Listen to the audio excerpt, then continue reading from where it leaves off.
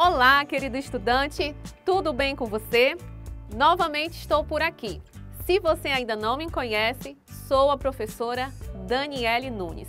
Seja muito bem-vindo ao projeto Aprender Além da Escola do Centro de Mídias e Tecnologias Educacionais da CEMED. Hoje faremos a leitura de cordéis. Você sabe que gênero é este? Além de aprender a ler, você também irá compreendê-los. Preparados? Então vamos lá para a nossa hora de aprender. Antes de começar, é necessário entender o que é cordel. Cordel é um gênero literário popular, escrito frequentemente na forma rimada, originado em relatos orais e depois impressos em folhetos. A produção dos cordéis aconteceu no final do século XIX, quando o homem da zona rural vai para a cidade e lá inicia a produção escrita dos chamados folhetos.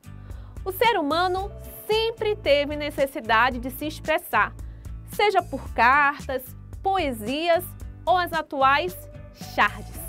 E o cordel é mais uma das formas que o homem tem para se expressar. E o que é expressado em um cordel? Vários assuntos podem ser abordados, tais como fatos do cotidiano, episódios históricos, lendas, temas religiosos, entre outros. A sua escrita conta com uma linguagem coloquial ou informal, uso de humor, ironia e sarcasmo. Os cordéis mais antigos apresentavam temas como história de vida do rico e do pobre, história do príncipe, homens valentes ou mocinhas indefesas.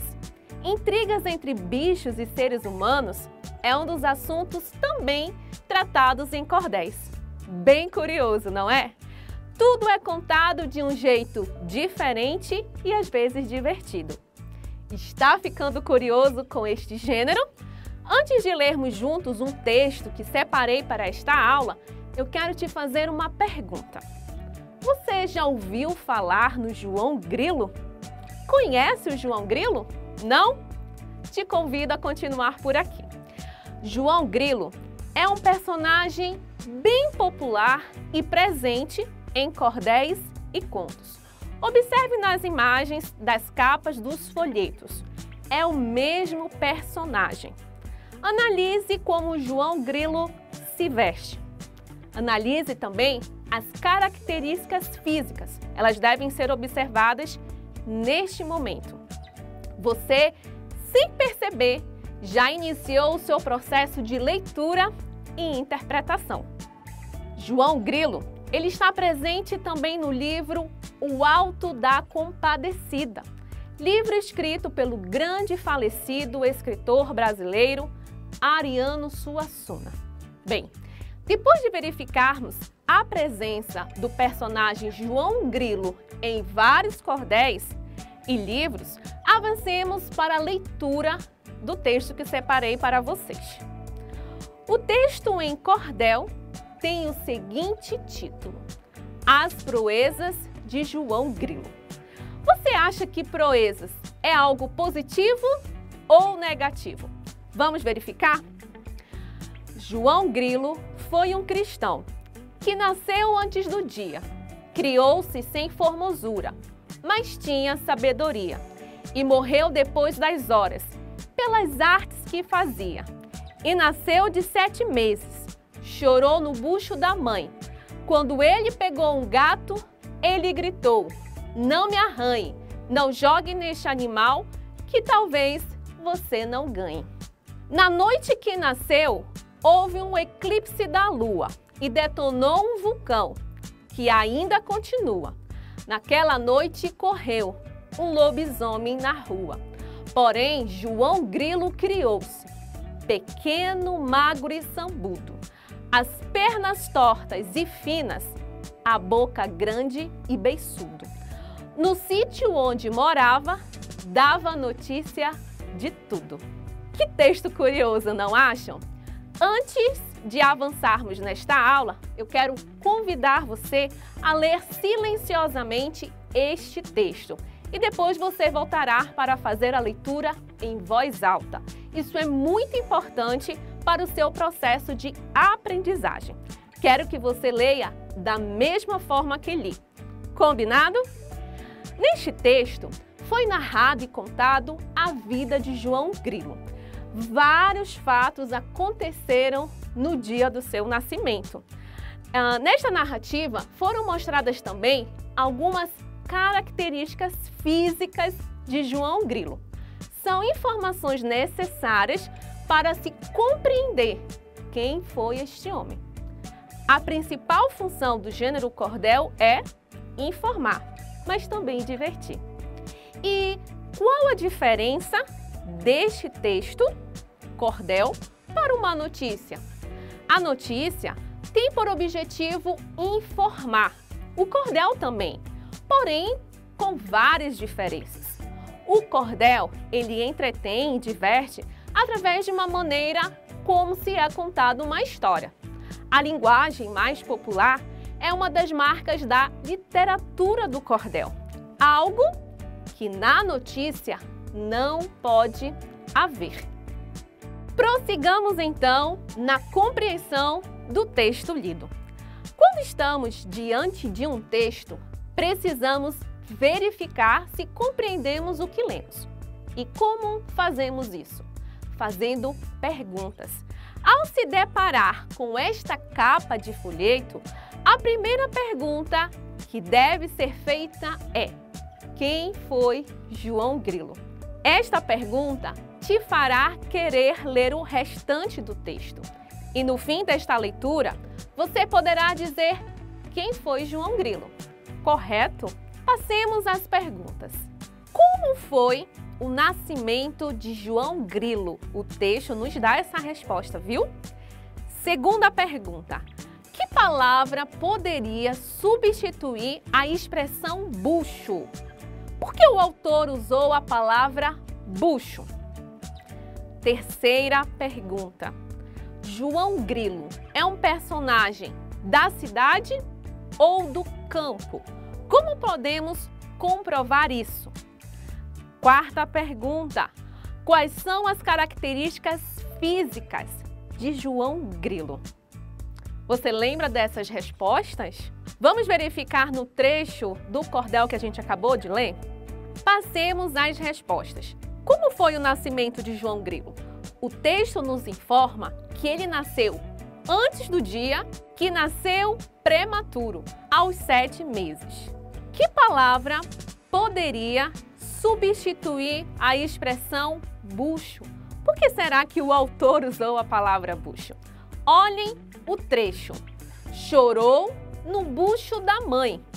Poderíamos substituir pelas palavras barriga ou ventre. E por qual motivo o autor do texto usou a palavra bucho e não barriga ou ventre? Percebam que eu falei que a linguagem do cordel é mais popular. Então, esta é a razão. Terceira resposta. Ele é um personagem da cidade ou do campo? O que o texto diz? O texto fala que João Grilo morava em um sítio. Então, da cidade ele não é, certo? Quarta pergunta que eu tinha feito a você. Quais são as características físicas de João Grilo? Olhem aí no texto. Pequeno, magro, sambudo, as pernas tortas e finas, a boca grande e beiçudo. Respostas dadas. Passemos nesse momento para uma outra característica deste texto. Se você o leu em voz alta, como pedi anteriormente, você percebeu rimas, não é verdade? Há muitas rimas em literatura de cordel. O objetivo é dar certa musicalidade e ritmo ao texto. Percebam, João Grilo foi um cristão que nasceu antes do dia, criou-se sem formosura, mas tinha sabedoria, e morreu depois das horas pelas artes que fazia. onde há rima aí? Depois que lemos em voz alta, nós percebemos que dia rima com sabedoria e fazia. Depois de fazermos leitura em voz alta de alguns trechos aqui em Literatura de Cordel, eu quero te convidar para a nossa hora da atividade.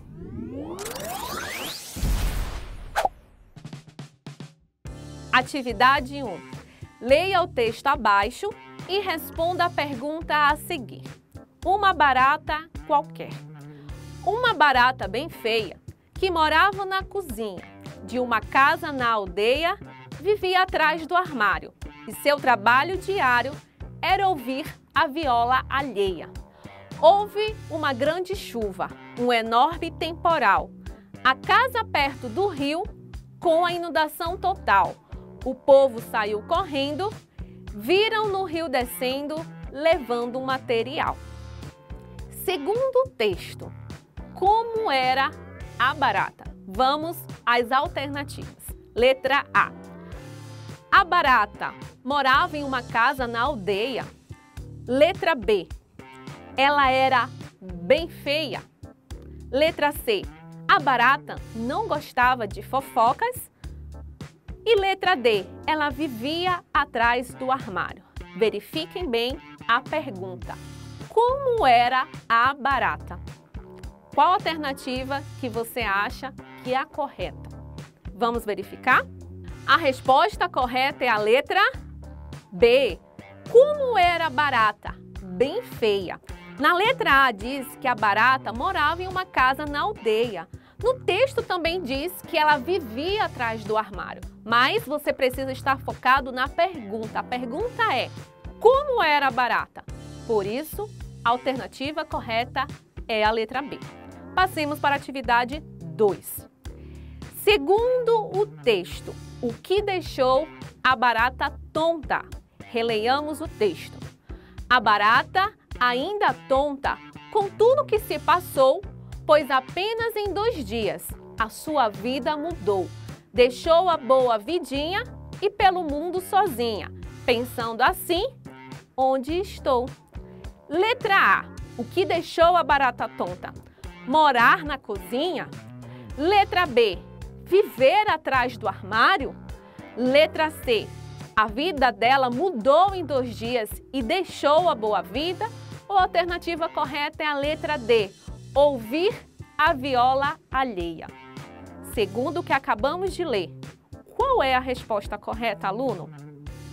Vamos verificar a resposta? Letra C. O que deixou a barata tonta foi a vida dela mudou em 2 dias e deixou a boa vida. Passemos para a atividade número 3. Em que lugar se passa a boa vida da barata? Vamos lá, hein? Uma barata qualquer, uma barata bem feia, que morava na cozinha de uma casa na aldeia. Vivia atrás do armário e seu trabalho diário era ouvir a viola alheia. Houve uma grande chuva, um enorme temporal. A casa perto do rio, com a inundação total. O povo saiu correndo, viram no rio descendo, levando o material. A barata, ainda tonta, com tudo que se passou, pois apenas em 2 dias a sua vida mudou. Deixou a boa vidinha e pelo mundo sozinha, pensando assim, onde estou? Em que lugar se passa a boa vida da barata? Observem os destaques. De uma casa na aldeia, deixou a boa vidinha. Com essas informações, você conseguirá acertar a pergunta. Letra A. Na antiga casa na aldeia. Letra B. Não se sabe o nome? Letra C. No rio? Ou a resposta correta é a letra D? No trabalho dela. Em que lugar se passa a boa vida da barata? Qual é a alternativa que você escolheu?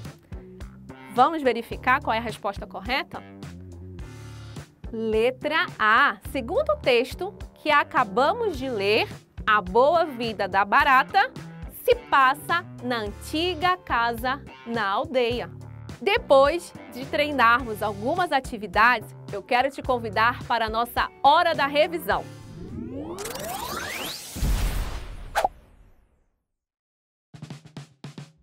Vimos algumas características que fazem parte deste gênero textual chamado cordel. Ele apresenta uma linguagem mais popular, há rimas e tem a função de informar e outras vezes divertir. E para te ajudar a compreender cada vez mais esse tipo de gênero textual, siga comigo os seguintes passos. Número 1. Sempre leia textos em voz alta, principalmente os que têm rimas.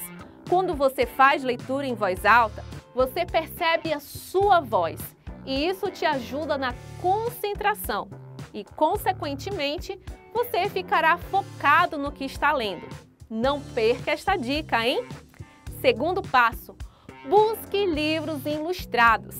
Ler e analisar imagens, como fizemos com o personagem João Grilo, dos folhetos, ajuda a interpretar o que está no texto.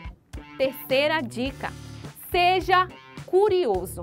O que faz você querer ler um texto? Saber quem é o personagem da capa do livro? Por que o texto recebeu determinado título? São tipos de perguntas que você precisa fazer e correr atrás das respostas. Quarto passo, peça para um adulto ler para você. Sim, é através da leitura de um adulto que você saberá como se pronuncia certas palavras, como se faz a entonação correta. Isso é muito valioso. E ainda você terá o prazer de desfrutar e imaginar uma história contada por um adulto. Espero que você tenha aprendido mais sobre leitura e compreensão de textos. Vou ficando por aqui. Tchau, tchau e um grande abraço!